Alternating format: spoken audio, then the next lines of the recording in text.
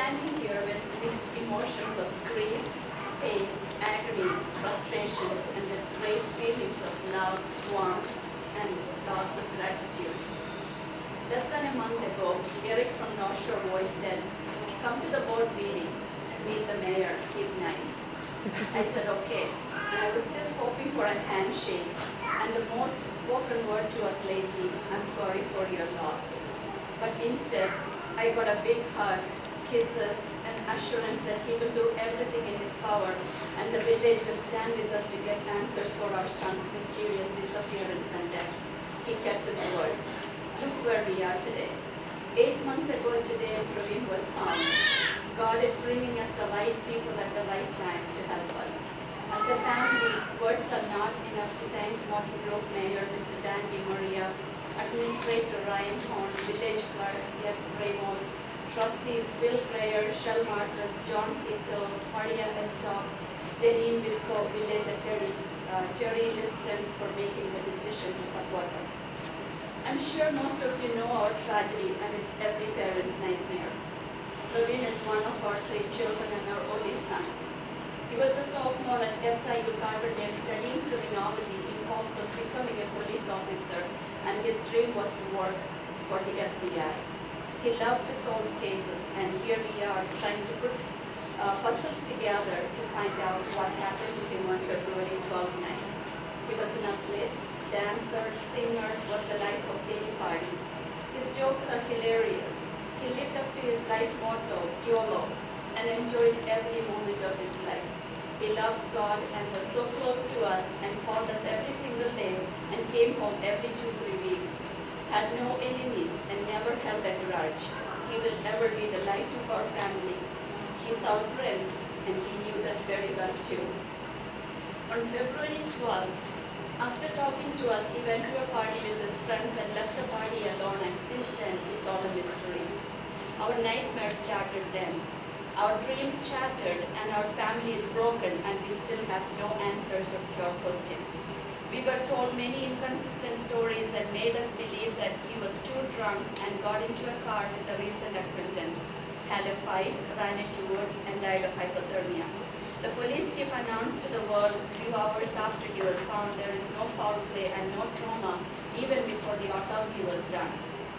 We had to cry and scream for a chance for us to see him when they said he matched their description and did not need a family to identify him.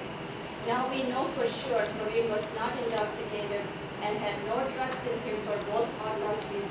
The driver was a total stranger, and Pravin had multiple injuries on him, contradicting to the first autopsy where they verbally reported to us, saying there's no injury.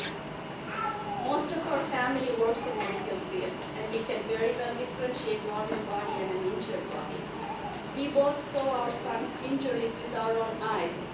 With the help of Colonial Funeral Home Director Mark, who's here today, we found Dr. Margolis, and he did a thorough examination on our son. We found out about many twists to this case. There was a state trooper on the scene that did nothing to help our son, and none of the authorities notified us of this encounter. Monica Zulkas and Carbondale Times reported that. The driver told a different story to the state trooper. A mother whose son is friends with the driver overheard all his friends talking about this missing person being injured. She called the Carbondale Police Department the day Pravin was found and reported it, and no one followed up or no one mentioned that to us.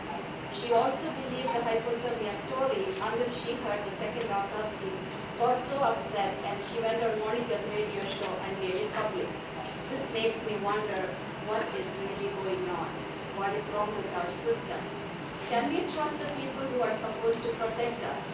Even though the driver had a different accounts of the nights, and he was the last person to see Pravin alive and admitted to having an altercation, the authorities still say they have no reason to suspect the driver.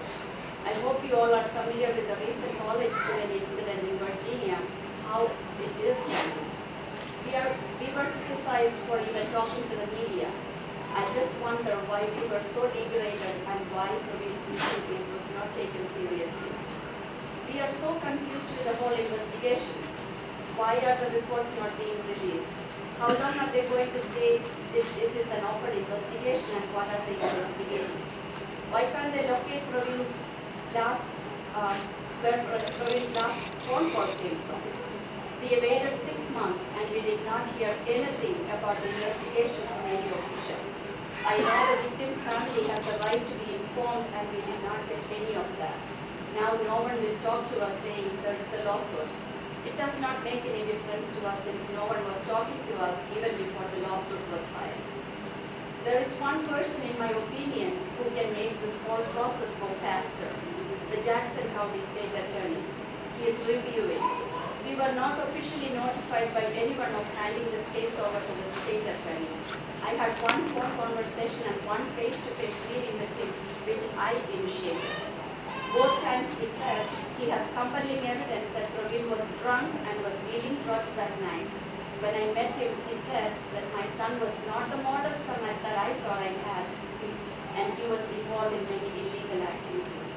My question is, if that is what is his impression of my son based on the compelling evidence he has gathered, does that make it okay for my son to have injuries and die, and we have no right to find out what happened to our son?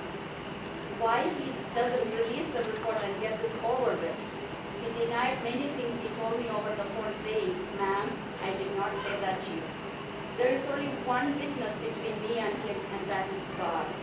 I am 100% sure that the Almighty is leading us right now. The state's attorney said I am distraught and forgetful, and told him not to release the report, which would be embarrassing to us. Only thing I told him was not to make any decision based on just text messages that Pravin sent. There is nothing to be embarrassed about our son. Even if Pravin is everything that the state attorney thinks, Pravin is still our son, and it's not going to change the way we love him. They made a monster out of him, and we have to get his name clear. How can I believe that justice will be served when the state attorney tells me that he will not charge that boy and will not ruin another life? He said we did not report our son missing for 21 hours, and that's too long to wait. But does he know what kind of search the police department did after he was reported missing? The college students did not even know. They were not even used in search, even though this was one of their students. The helicopter went around the college campus couple hours just one day. When 200 volunteers came from Chicago, they said they had enough resources, and yet they did no ground search on Sunday, saying they did not have enough staff. The state attorney even brought up Molly Young's case and said he knows we are in it together, and he is proud of the decision he made on that case. That was very inappropriate in my opinion. I sat there and listened to his educational and professional background, about his beautiful wife and wonderful family that supports him through everything. I don't know if he realized I was sitting in front of him because I lost my beautiful family. He kept on saying he's compassionate. Compassion is not something you can just tell someone. The other person has to feel it. I am glad he took time to talk to me even without an appointment. He made clear to me that no signature, no letters, no yard sign, and no political influence is going to affect this decision. He will not give us a time frame either. We approached many officials along the way. We met with the mayor of Carbondale, Mr. Monty, on July 4th. On his day off, he took time to talk to us. Recently, we met with the interim police chief of Carbondale, Chief Grubbs. We want to appreciate and thank them for listening to our concerns, even though they cannot discuss the case. Lieutenant Governor Mrs. Sheila Simon, who has done many follow-ups, answers all my emails. Congresswoman Mrs. Jan Shikorski, whose office is in contact with me and reached out to Carbondale and still following up. I have to mention it to you that you were the first official office that called me after the report came in Chicago Tribune, and even without me calling you, and please thank all of for that. And Senator Mr. Dick Durbin, State Representative Mr. Lou Lang has done multiple follow-ups. Alderman Mr. Ameya Pawar, who messages me and calls me frequently. The County Commissioner Mr. Larry Subverted. We thank you all. I'm just so upset at the system. I hate the word jurisdiction now. This is wrong. No one should put a family through pain and agony for years, saying they are investigating